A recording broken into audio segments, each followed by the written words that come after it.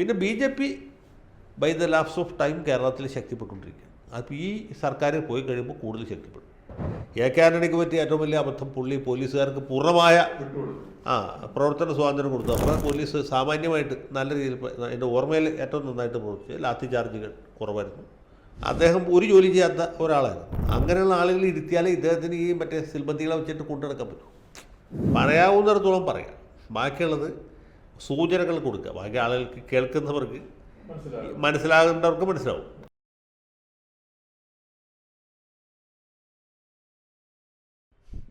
നമസ്കാരം. കേരളത്തിൽ രാഷ്ട്രീയ നിരീക്ഷകൻ എന്ന ഒരു റോള് എന്താണ്? ഈ രാഷ്ട്രീയ നിരീക്ഷകൻ ചെയ്യുന്ന പണി എന്താണ്? അതൊക്കെ സാധാരണ മലയാളികൾക്ക് പരിചയപ്പെടുത്തിയ, അത് പ്രവർത്തിച്ച് അല്ലെങ്കിൽ അത് ചെയ്ത് ബോധ്യപ്പെടുത്തിയ ആളാണ് അഡ്വക്കേറ്റ് ജയശങ്കർ. കേരള ഹൈക്കോടതിയിൽ അഭിഭാഷകനുമാണ്, സീനിയർ അഭിഭാഷകനാണ്. അപ്പോൾ ഈ രാഷ്ട്രീയ നിരീക്ഷണം പ്രൊഫഷണലായിട്ട് ഒരു റോളായിട്ട് നമ്മൾ ചെയ്യുമ്പോൾ എന്തൊക്കെ കാര്യങ്ങളാണ് ജനങ്ങളോട് പറയാൻ സാധാരണ ആഗ്രഹിക്കുന്നത്? അല്ല, ഇതിൽ ഏറ്റവും പ്രധാനപ്പെട്ട സംഗതി പൊതുവെ രാഷ്ട്രീയത്തിൽ ആളുകൾക്ക് താല്പര്യമുണ്ട്. താല്പര്യമുള്ള എല്ലാ ആളുകൾക്കും താല്പര്യമില്ല. പ്രത്യേകിച്ച് ഇപ്പോൾ ചെറുപ്പക്കാർക്കൊക്കെ താല്പര്യം വളരെ കുറവാണ്. ഞാൻ ഈ TV ചർച്ചയിലൊക്കെ വരാൻ തുടങ്ങിയ സമയത്ത് അവർ നമ്മുടെ പേരിൻ്റെ അടിയിൽ എന്തെങ്കിലും ഒന്ന് എഴുതി കാണിക്കട്ടെ. ഇപ്പോൾ ഡോക്ടർ ജേക്കബ് തോമസ് ചർച്ചയിൽ പങ്കെടുക്കുകയാണെങ്കിൽ റിട്ടയർഡ് പോലീസ് ഉദ്യോഗസ്ഥൻ എന്നെഴുതി കാണിക്കാം. അഡ്വക്കേറ്റ് ജയശങ്കർ പങ്കെടുക്കുമ്പോൾ വെറുതെ അഭിഭാഷകൻ എഴുതി കാണിച്ചിട്ട് കാര്യമില്ല. നമ്മൾ കോടതിയുമായിട്ടോ നിയമമായിട്ട് ബന്ധപ്പെട്ട കാര്യമാണെങ്കിൽ കുഴപ്പമില്ല. അല്ലാതെ രാഷ്ട്രീയ വിഷയങ്ങളെക്കുറിച്ച് പറയുമ്പോൾ അതുമായി ബന്ധപ്പെട്ട എന്തെങ്കിലും ഒരു തസ്തിക അല്ലെങ്കിൽ ഒരു പദവി അല്ലെങ്കിൽ എന്തെങ്കിലും ഒരു സംഗതി എഴുതി കാണിക്കണം.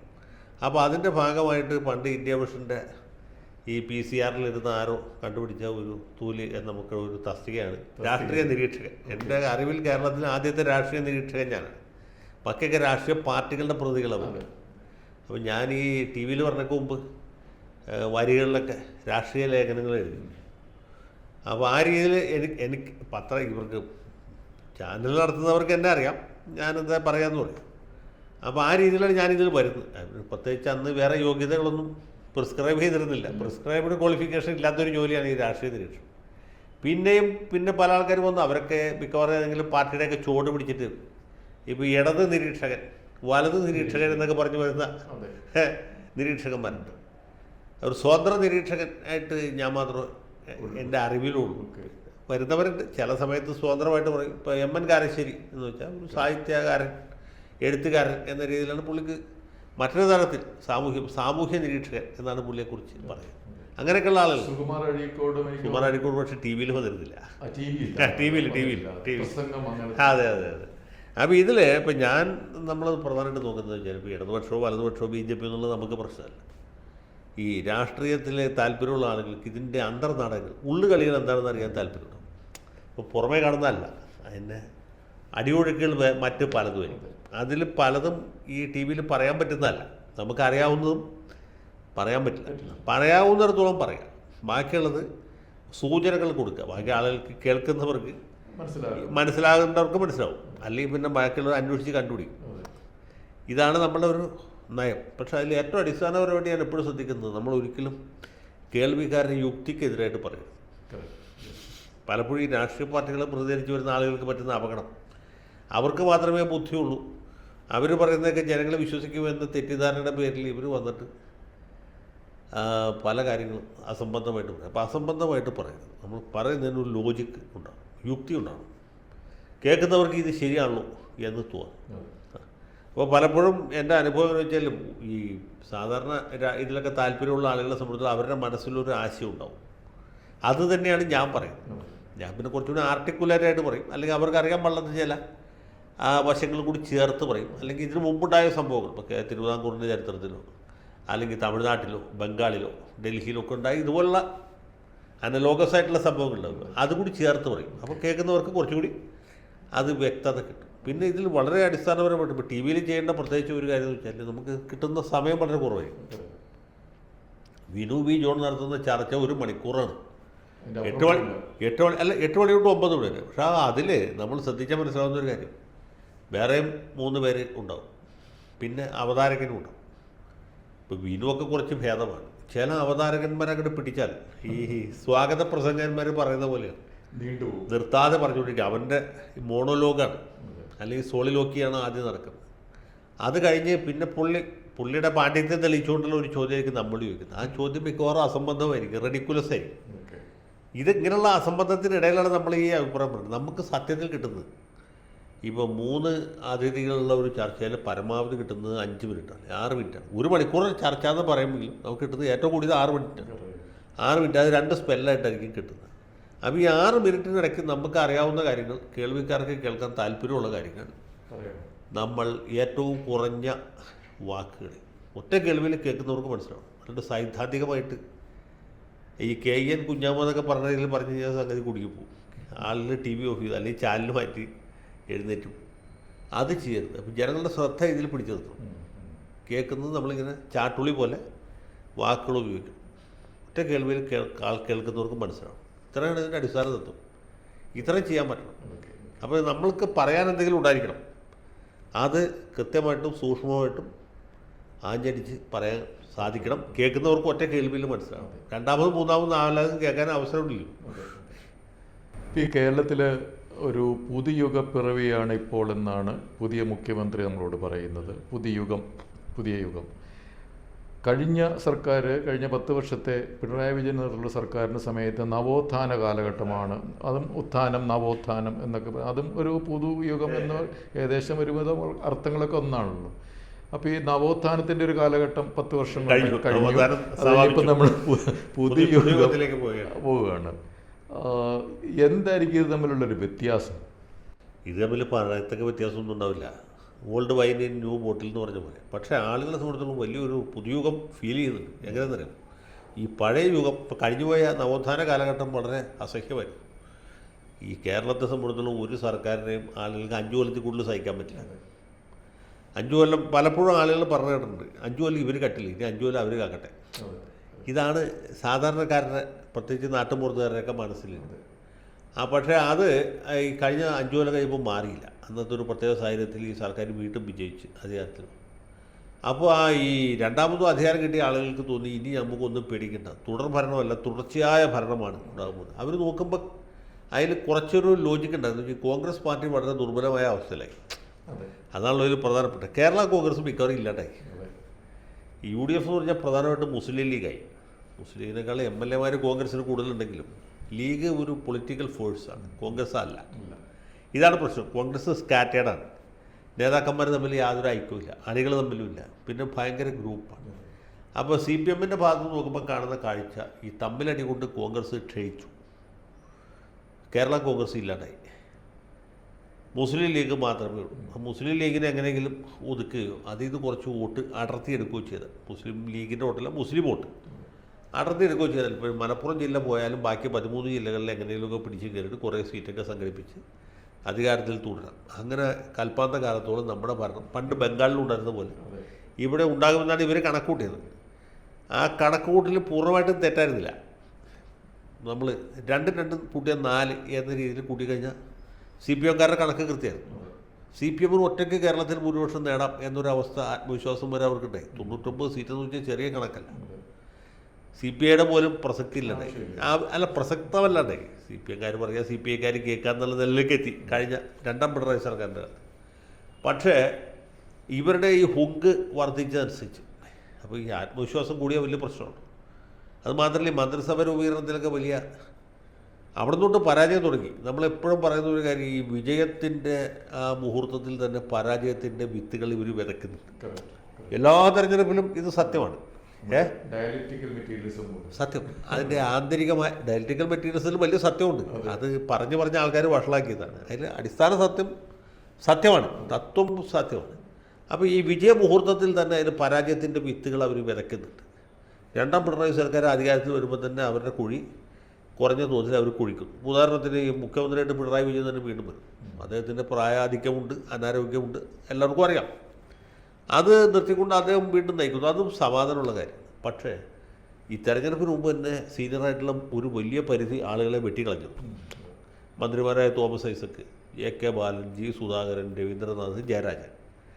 രണ്ടാം നിലയിൽ ഇനി മന്ത്രിമാരാകാൻ തയ്യാറായി നിൽക്കുന്ന സുരേഷ് കുറുപ്പ്, അല്ലെങ്കിൽ രാജു എബ്രഹാം, KB അബ്ദുൽ ഖാദർ, പ്രദീപ് കുമാർ, ഇങ്ങനെയൊക്കെയുള്ള ആളുകളുണ്ടല്ലോ, അവരെ മുഴുവൻ കളഞ്ഞു. അപ്പോൾ ഒരു ജനറേഷൻ ഇലക്ഷൻ മുമ്പ് പോയി.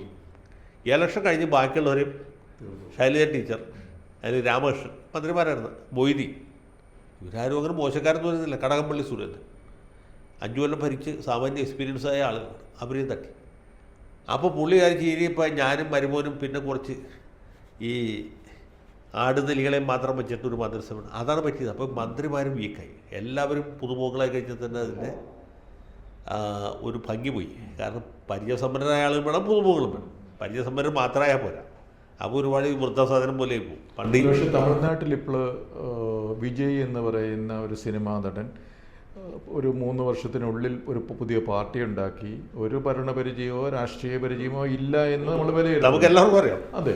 അപ്പോൾ അദ്ദേഹം കൊണ്ട് മുഖ്യമന്ത്രി ആയിരിക്കുകയാണ്.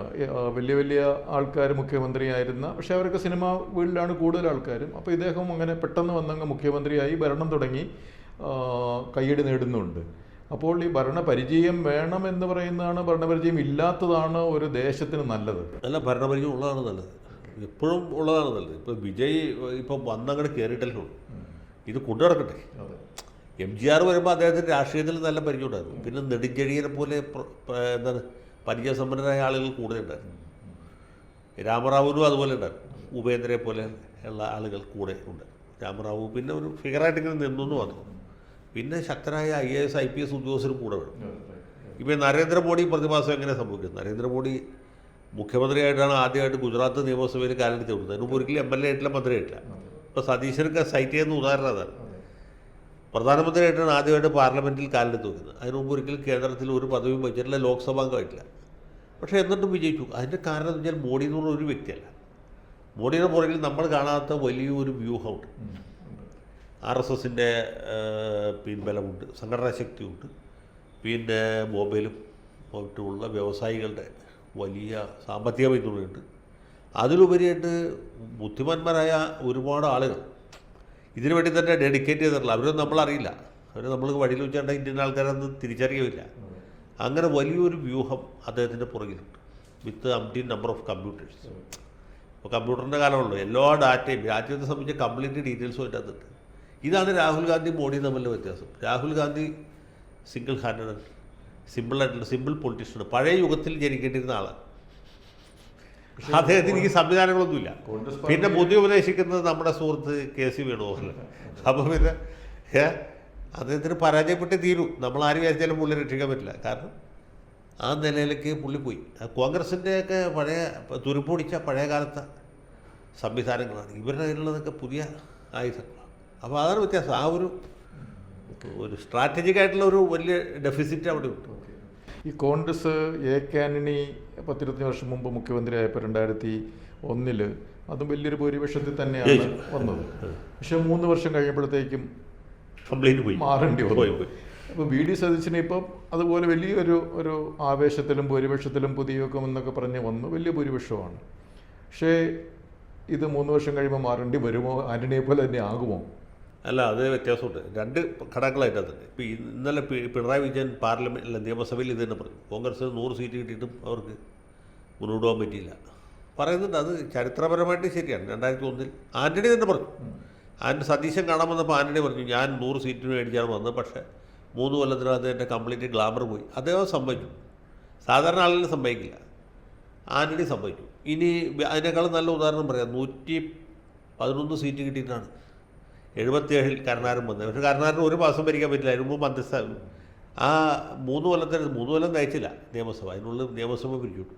4 മുഖ്യമന്ത്രിമാരുണ്ടായി, 4 മന്ത്രിസഭകളുണ്ടായി. അങ്ങനെ സംഭവിച്ചു. അത് പല ഘടകങ്ങളും. ഭൂരിപക്ഷമല്ല സത്യത്തിൽ ഒരു മന്ത്രിസഭയുടെ നിലനിൽപ്പിൻ്റെ രഹസ്യം, അല്ലെങ്കിൽ വിജയത്തിൻ്റെ രഹസ്യം. ഒരു അധികം MLA ഇല്ലാത്തതാണ് എപ്പോഴും നല്ലത്. മൃഗീയമായ ഭൂരിപക്ഷത്തിൻ്റെ ഒരു അപകടം എന്ന് വെച്ചാൽ പ്രതിപക്ഷം ദുർബലമാകും. പ്രതിപക്ഷം ദുർബലമാകുമ്പോൾ ഭരണപക്ഷക്കാർക്ക് ആത്മവിശ്വാസം വർദ്ധിക്കും. ആത്മവിശ്വാസം ഈ പറഞ്ഞ പോലെ അഹങ്കാരത്തിൻ്റെ തലത്തിലേക്ക് എത്തും. ഞങ്ങൾക്ക് ഇനി എന്ത് ചെയ്യാം എന്നൊരു തോന്നലുണ്ടാവും.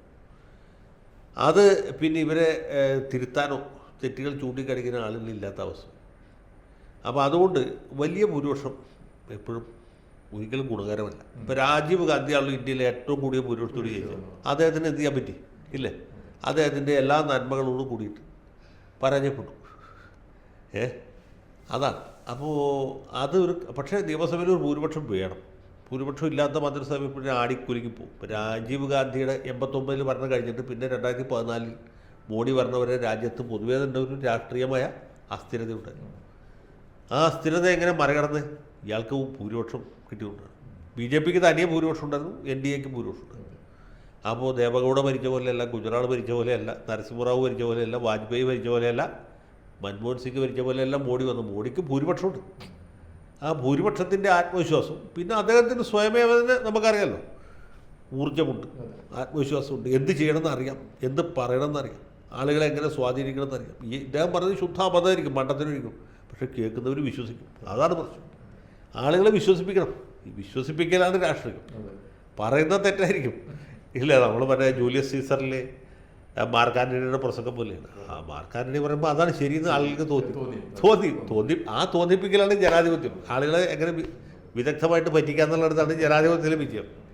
അപ്പോൾ ഇദ്ദേഹത്തിന് കമ്മ്യൂണിക്കേഷൻ സ്കില്ലുണ്ട്, പിന്നെ അമിത്ഷായുടെ തെരഞ്ഞെടുപ്പ് തന്ത്രങ്ങളുണ്ട്, RSSൻ്റെ പിൻബലമുണ്ട്, വ്യവസായികളുടെ കൈയഴിഞ്ഞ സഹായമുണ്ട്. വ്യവസായികൾക്ക് BJP ഒരിക്കുന്നത് എപ്പോഴും ലാഭം.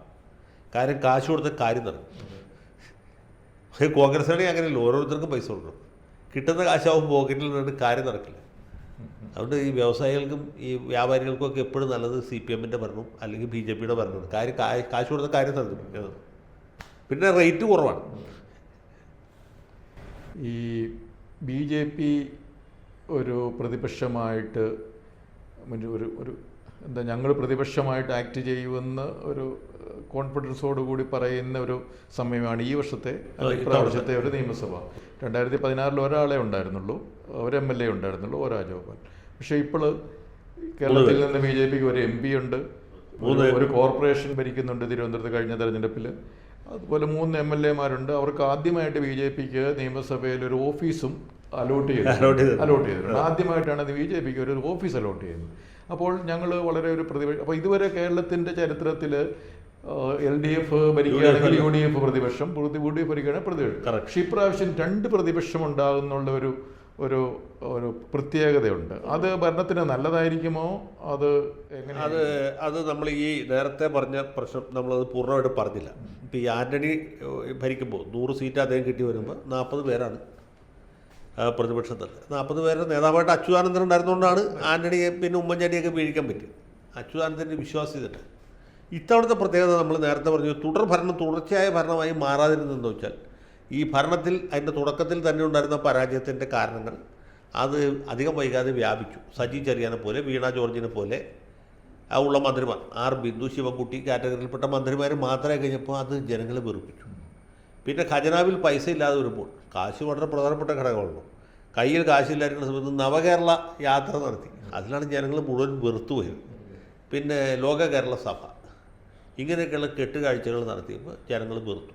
ക്ഷേമ പെൻഷനുകൾ മുടങ്ങി. അപ്പോൾ ഈ അടിസ്ഥാന വർഗം എതിരായി. ഗവൺമെൻറ് ഉദ്യോഗസ്ഥന്മാരുടെ DA മുടങ്ങി. അതിവിടെ ചർച്ചയായില്ല എന്നുള്ളൂ. അതിൽ അവർ എതിരായി. അല്ല, പോസ്റ്റൽ വോട്ട് ഇപ്പോൾ ഇവർക്ക് കൂടുതൽ വോട്ട് കിട്ടിയതുകൊണ്ടല്ലേ. പോസ്റ്റൽ വോട്ട് എന്ന് പറഞ്ഞാൽ സർക്കാർ ഉദ്യോഗസ്ഥന്മാരുടെ വോട്ടാണ്. അവരെതിരായി, അവരുടെ കുടുംബാംഗങ്ങളെതിരായി. അവർ പരാതി പറയാനോ വഴക്കിനോ ഒന്നും പോയില്ല. പിന്നെ ആശാസമരം, അത് തന്നെ സർക്കാരിനുണ്ടാക്കിയ ഒരു ഡാമേജ് അത്രയായിരുന്നു. അപ്പോൾ ഇതൊക്കെ ഒരു നയമില്ലായ്മ കൊണ്ട് പറ്റിയതാണ്. ഈ ഇദ്ദേഹത്തിൻ്റെ ധാർഷ്ട്യം, പ്രായാധിക്യം കൊണ്ടായിരിക്കാം, അല്ലെങ്കിൽ അനാരോഗ്യം കൊണ്ടായിരിക്കും, പുള്ളി പെട്ടെന്ന് പൊട്ടിത്തെറിക്കുക, വീട്ടിൽ പോയി ചോദിക്കുക എന്ന് പറയുന്ന പോലെയുള്ള നിലനിൽക്കും. പിന്നെ ഈ വൈതാളികന്മാരൊക്കെ ഇങ്ങനെ നിരന്തരമായിട്ട് പുള്ളിയെ പാടിപ്പോൾ എടുത്തുമ്പോൾ ഈ വൈതാളികന്മാർക്കും അറിയാം, നമുക്കും അറിയാം, എല്ലാവർക്കും അറിയാം, ഇവരൊന്നും യാതൊരു ആത്മാർത്ഥയില്ലാതെന്ന് പറയുന്നത്. അവരും വോട്ട് ചെയ്യാൻ പോകുമ്പോൾ ചെയ്യുന്ന കൈപ്പറ്റിക്കായിരിക്കും. കാരണം എല്ലാവർക്കും വെറുത്തുപോയി. കോൺഗ്രസിൻ്റെ സംഘടനാ സംവിധാനം ഇപ്പോഴും ശിഥിലമാണ്. മണ്ഡലം കമ്മിറ്റികൾ, ജില്ലാ കമ്മിറ്റികൾ എല്ലാം വളരെ കുത്തഴിഞ്ഞ നിലയിലാണ് പോകുന്നത്. എന്നിട്ടും ജയിച്ചെന്തുകൊണ്ടാ? കോൺഗ്രസിൻ്റെ മേന്മ കൊണ്ടല്ല. ഇപ്പോൾ കേരള കോൺഗ്രസ് ജോസഫ് ഗ്രൂപ്പ് നമുക്കറിയാമല്ലോ, തൊടുപുഴ ടൗണിലെ പുറപ്പുഴ വില്ലേജിൽ മാത്രമേ ഉള്ളൂ ഈ സാധനം. പക്ഷേ എന്നിട്ടും അവർ 7 സീറ്റ് ജയിച്ചു. അങ്ങനെ ജയിച്ചത് അത് ജയിച്ചത് ആളുകൾ അവർ വോട്ട് ചെയ്ത് ജയിപ്പിച്ചതാണ്. ജോസഫ് ഗ്രൂപ്പിൻ്റെ ശക്തി കൊണ്ട്, UDFൻ്റെ ശക്തി കൊണ്ടുമല്ല ഉണ്ണിയാടൻ ഇരിങ്ങാലക്കുടയിൽ ജയിച്ചത്. പക്ഷേ ഇപ്പോൾ കുട്ടനാട്ടിൽ റജി ചെറിയാൻ ജയിച്ചത് കേരള കോൺഗ്രസ് ജോസഫ് ഗ്രൂപ്പിന് കുട്ടനാട്ടിൽ വല്ല ശക്തികളുണ്ടല്ല. അത് ജനങ്ങൾക്ക് LDFിനോടുള്ള അതിഭയങ്കരമായ വിപരീത വികാരമാണ്. ഇത് തന്നെയാണ് BJPയുടെ കാര്യത്തിലേക്ക് വരുന്നത്. കാരണം UDF ദുർബലമായ സ്ഥലത്ത് ജനങ്ങൾ BJPയെ പരീക്ഷിച്ചു. സംഗതി മനസ്സിലായില്ലേ? കേരളത്തിലെമ്പാടും UDFന് വോട്ട് ചെയ്ത ആളുകൾ തിരുവനന്തപുരം കോർപ്പറേഷനിൽ UDF ദുർബലമാണ്. അതുകൊണ്ട് CPM ജയിക്കാതിരിക്കാൻ വേണ്ടി BJP കൂട്ടിയത്. അങ്ങനെയാണ് കോർപ്പറേഷൻ കിട്ടിയത്. അതാണ് നേമത്തും, അതാണ് ചാത്തന്നൂരും, അതാണ് കഴക്കൂട്ടത്തും സംഭവിച്ചത്. അതാണ് തൃപ്പൂണിത്തുറ മുനിസിപ്പാലിറ്റിയിൽ സംഭവിച്ചത്. എറണാകുളം ജില്ല എന്ന് വെച്ചാൽ UDFിൻ്റെ കോട്ടയാണ്. എല്ലാ പഞ്ചായത്തിലും എല്ലാ മുനിസിപ്പാലിറ്റികളും UDF ജയിക്കുമ്പോഴും തൃപ്പൂണിത്തുറ മുനിസിപ്പാലിറ്റിയിൽ BJP ജയിച്ചു വെച്ചാൽ അവിടെ UDFിനേക്കാൾ ശക്തം BJP. അതുകൊണ്ട് ആളുകൾ ഈ CPMനെ തോൽപ്പിക്കാൻ വേണ്ടി എങ്ങനെ CPMനെ തോൽപ്പിക്കണം അതിന് വേണ്ടിയിട്ട് BJP കൂട്ടി. ഇതാണ് സംഗതി. പിന്നെ BJP by the lapse of time കേരളത്തിൽ ശക്തിപ്പെട്ടുകൊണ്ടിരിക്കുക. അപ്പോൾ ഈ സർക്കാർ പോയി കഴിയുമ്പോൾ കൂടുതൽ ശക്തിപ്പെടും. കാരണം UDFിൻ്റെ ഒരു പ്രത്യേകത നമുക്കറിയാമല്ലോ, അഴിമതി കെടുകാര്യസ്ഥത കഴിഞ്ഞാൽ പിന്നെ മൂന്നാമത്തത് സമുദായ പ്രീണനമാണ്. പക്ഷേ അഴിമതി അവസാനിപ്പിക്കുമെന്ന് പറഞ്ഞിട്ട് ഇപ്പം വിജിലൻസിൻ്റെ മന്ത്രി രമേശ് ചെന്നിത്തല 5000 രൂപ സമ്മാനം കൊടുക്കും ആരെങ്കിലും വിളിച്ചു പറഞ്ഞാൽ എന്നൊക്കെ പറയുന്നുണ്ടല്ലോ. അപ്പോൾ വിജിലൻസിൻ്റെ ഒരു പ്രത്യേകത, അല്ലെ വിജിലൻസ് മന്ത്രിയുടെ പ്രത്യേകത, കേരളത്തിലെ എല്ലാ വകുപ്പുകളിലുള്ള അഴിമതി അവസാനിപ്പിക്കാൻ വേണ്ടി അവിടെയൊക്കെ ഇടപെടാമെന്നുള്ളൊരു കാര്യവും കൂടെ ഉണ്ട്. അപ്പോൾ ഒരു അദ്ദേഹത്തിൻ്റെ കഴിവ് തെളിയിക്കേണ്ട ഒരു നല്ല മന്ത്രി അദ്ദേഹമാണ് ഏറ്റവും യോഗ്യനെന്നൊക്കെ വേണമെങ്കിൽ പുള്ളിക്ക് കാണിക്കാൻ പറ്റുന്ന അവസരങ്ങൾ പുള്ളിക്കുണ്ട്.